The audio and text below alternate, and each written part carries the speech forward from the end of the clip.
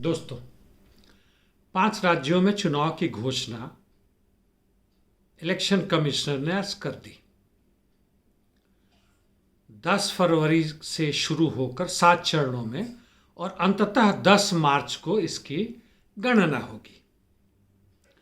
बहुत सारे विश्लेषण आएंगे, हजारों लाखों तक की संख्या में विश्लेषण पहुंच चुकेंगे इलेक्ट्रॉनिक मीडिया द्वारा। जहां वो अपने विशेषज्ञ लाएंगे, वहां यह भी दावा करेंगे कि बहुत सारे सर्वे किए गए हैं, किस पार्टी को किस राज्य में कितने सीट मिलेंगे, कितने प्रतिशत मतदान मिलेंगे, किस जाति के लोग किसे देंगे, किस अल्पसंख्यक या बहुसंख्यक के समुदाय के लोग कहाँ पर देंगे, पूर्वी पश्चिमी उत्तरी किसी खास जिले में कहाँ से कौन सा होगा, कौन से गठबंधन बनेंगे। सोशल मीडिया पे भी होगा, बहुत सारे यूट्यूबर्स भी होंगे, छोटे बड़े सारे मिला के, अखबारों में भी होंगे। सारी की सारी जो बड़ी पार्टियां हैं, छोटी मोटी पार्टियां, वो भी अपना दावा करेंगे इस बार हमारा तो सरकार बनना निश्चित है या फिर से बनेगा, जनता हमारे साथ है। चुनाव के बाद जो भी हो।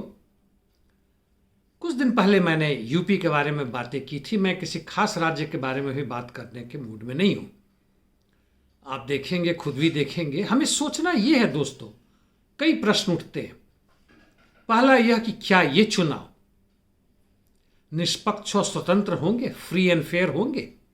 लगता तो नहीं है। पहले भी नहीं होते थे।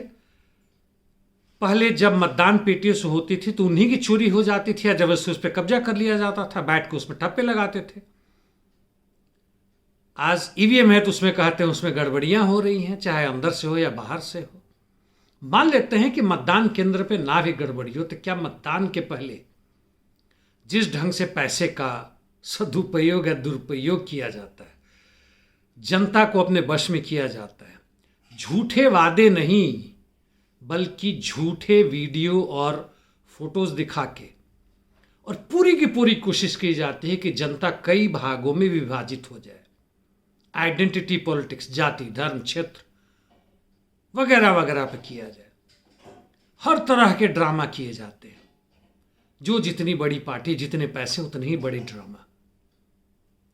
इसके बावजूद मानते हैं कि चुनाव के दौरान ना हो के, बल्कि चुनाव के पहले भी ना, बल्कि चुनाव के बाद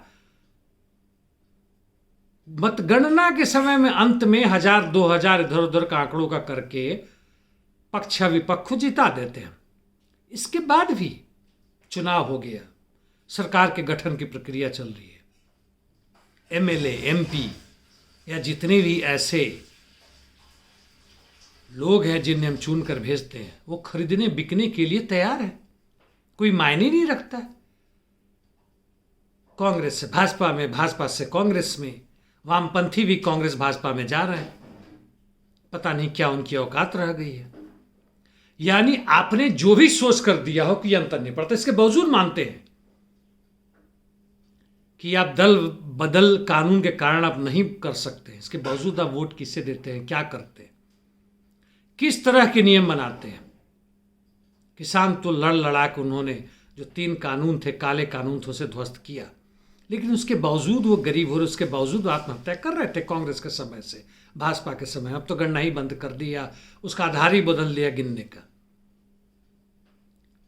तो आपके निष्पक्ष चुनाव के बावजूद भी जो सत्ता में आ रहे हैं, पक्ष हो या विपक्ष हो, कल विपक्ष वाले आज पक्ष में आएंगे और उल्टा पुल्टा होता रहेगा। आप कहाँ हैं? आपकी नौकरी कहाँ है? आपकी इज्जत कहाँ है? आपके बच्चों की शिक्षा, आपके स्वास्थ्य कहाँ है? घर कहाँ है? उसी खराब हालत में सड़े पिल्लुओं की तरह, बदबदाते हुए कीड़ों की तरह नाले में हम लोग जी रहे हैं, जीते रहेंगे। और फिर भी हम उस प्रजातंत्र की बात करते हैं जो है ही नहीं। सोचो साथी। धन्यवाद।